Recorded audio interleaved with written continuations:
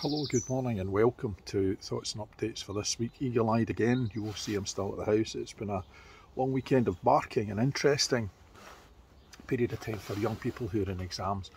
I'll come back to that later on, but I have been involved in one of my other jobs in terms of working on the coursework for A-level students and working towards teacher assessed grades, which I'm going to be involved in for the company I work for, ICS Learn Limited, based in Glasgow, but tutoring all over the world, which is one of the interesting parts of their provision. However, it's been a funny week. There's been an election last week. I put this up and didn't put it on Facebook or Twitter, so I'm going to amend that also this week. Talking Boys, where I put the fast forward and flashback.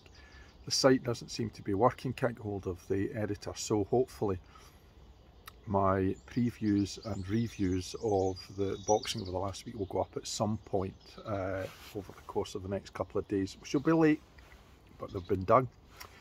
For Ringside Report this week, I've been looking at Tyrone Crawley from the past, who unfortunately, along with a number of boxers, lost his life this year. Not thanks to the pandemic, but there's been a lot of loss this year. Talking a loss, of course, overnight. Saul Canelo Alvarez managed to stop Billy Joe Saunders in the 8th with what looks like a broken eye socket, which is not particularly good. Also, a wee shout out to Kieran Smith, a boxer I met, who unfortunately was stopped in his British title eliminator a couple of weeks ago in an MTK bill. Hopefully he's going to come again, because he's a really special kind of talent, and what he's done in the past is blast guys out, and unfortunately came up against Troy Williamson and lost. I think it was the 5th round. He was stopped. For TV, for Ringside Report, they're looking at Pushing Daisies, which is a great little comedy drama programme, which was fantastic. Also talking about the election, which I'll come back to. For Scottish Football Supporters Association, talking about the pyramids and the fact that they've decided to allow Brecon City and Kelty Hearts to meet, as well as the playoffs and which particular style of playoff I prefer. And the reality is, for Scottish football, I don't prefer any of them, but the one for the Premiership is closest to the one, and I think it requires a wee tweak.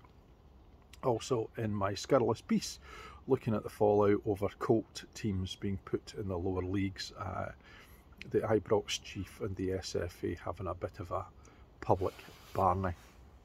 For reviewing this week, I thought I'd put Ghosts up. I hadn't. It's been one of those weeks where everything's been to pot, so I shall now go and make sure that's done for the National Theatre. But also I'm going to have a listen to Tennis Elbow by John Byrne, which the Lyceum and Pitlochry have put up as well. So this week, what have I learned? A couple of things. First of all, let's take kids sitting exams. They're not exams according to the SQA and according to the schools. They are assessments. They are assessments which are produced by the Scottish Qualification Authority, which provide the assessment material for exams, but they're not exams.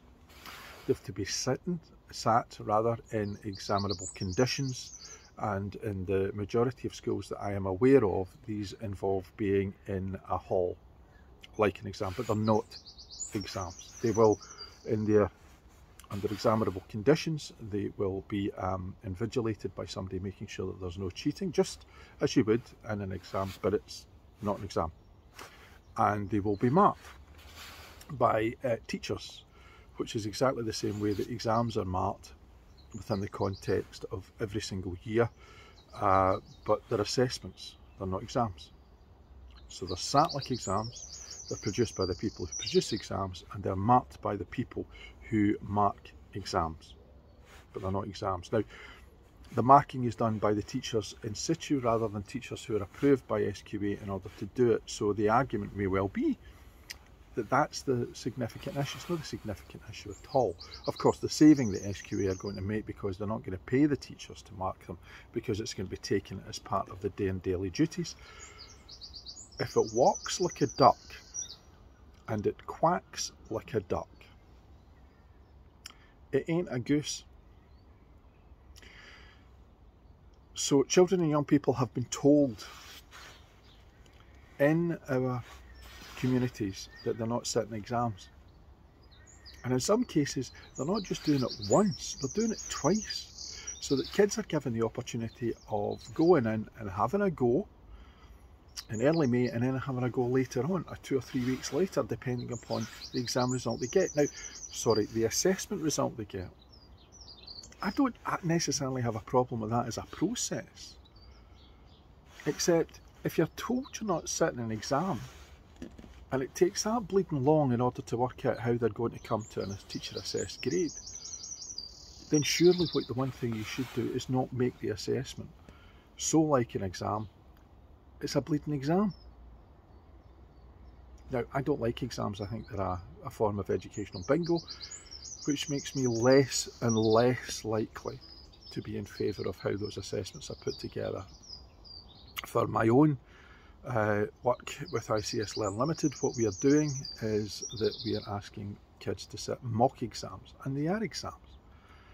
There's no assessment tag, and they'll do a couple of these in order to give us a view over what we should put together for assessed grades, because this is online learning, we don't see them in situ, and often I will have a dozen, 20 interactions with a student before they hand me their coursework, which we mark and send on, and it's done exactly as it would be in school, except that there's no physical connection between us and the students. But because there's no exams this year, we have to find a way of assessing them and giving them credit for the work that they've done, and that's what we've come up with.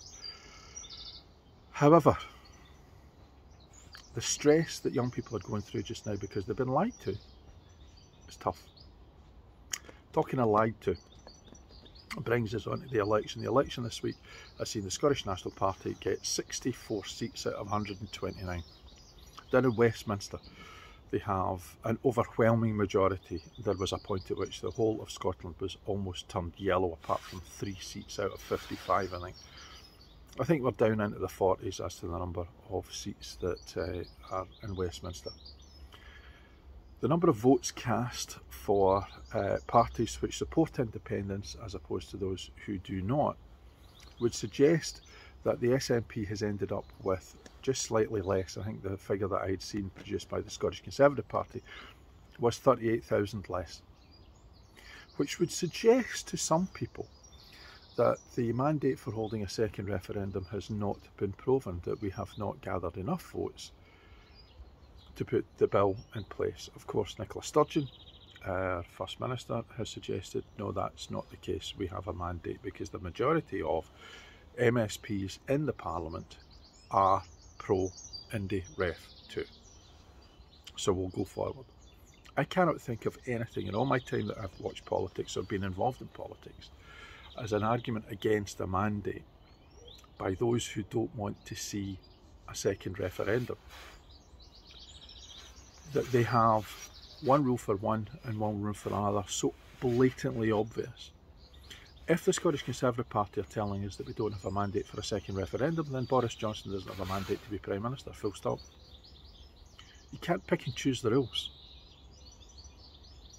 The idea that the Scottish National Party would send so many members of Parliament down to Westminster and not be able to carry the message that they were elected to carry, to campaign and be endorsed to do the thing that they campaigned upon, is anathema. Why? Because successive Conservative and Labour governments have told us that it is the numbers that end up in Westminster that is important. And Prime Ministers for decades have been elected on 30 or 40% of the vote. I can't think of a time in my lifetime where the Prime Minister has won an election based on over 50% of the vote. I'm sure it has happened at some point, perhaps in the 19th century, but that has never ever been used as an argument against the Prime Minister taking that position. Now, I'm very fortunate in my Facebook. I've got lots of people who are a wide range of views, and I love that. I've got people who have stood for the Conservative Party, stood for the Labour Party, and stood for the SNP. I went to university with people who are in Parliament just now, on SNP benches, on Liberal Democrat benches, and also on Conservative benches. I adore that because it means that there is a range of views. What I really dislike is the way in which people are parodied or indeed they're attacked. And I had a Twitter argument with somebody who had Nicola Sturgeon dressed up in a Nazi uniform because I felt that that was disdainful to those who had gone through the Holocaust. And I thought it was actually very insulting, and it demeans the argument. So that every caricature that is used, whether it be Nicola Sturgeon with a long nose because people think she's a liar, or Douglas Ross in some particular referee uniform that's seen as some kind of insult, I don't like it. The reason for that is very simple. If you're involved in politics, you understand that in order to get to a point where you become an elected member at council level, at Holyrood, at Westminster, you spend a great deal of time volunteering, a great deal of time convincing people that you're the right person. And the hours that are put in voluntarily to all political parties outweighs the right that anybody has to vilify them and to attack them in the way in which they are in social media, no matter what their political persuasion may be. Mature debate is the way in which to deal with it, and unfortunately there are trolls and there are people out there who struggle with Velcro, never mind the political system in which we live. It's disdainful of the Scottish Conservative Party to put up that the rights and the wishes of over 1 million people that want to see an Indiref 2 in place is put up with such language. But it's also part of a mature debate, and it's right that they have an opinion. But that's what it is, it's an opinion. The rest of us will prepare for once again doing one simple thing: putting the choice to the Scottish people as to whether or not they come out of this pandemic being governed by a party who has not won an election in Scotland since 1955, or taking that responsibility into their own hands and deciding how society will look when we come out the other end of this. It's a choice. That's the campaign, to give people a choice. It's not a campaign to give them independence. That comes next. So, as we end the week with an astonishing walk in the park for the Scottish National Party government, who have 64 out of 129 seats in the Scottish Parliament and a mandate to govern for the 4th time in a row, gaining a seat when they've been in power for 14 years. That to me tells me a great deal about what should come next, and indeed it should tell a great number of others. So, till next week, once I sort out everything, I'm going to have a walk along the Treasures and Trails that is in Bishopbriggs and Kirkintilloch roundabout. A fantastic initiative in terms of the things that are out there in order to start to publicise them for next week. So till then, bye for now.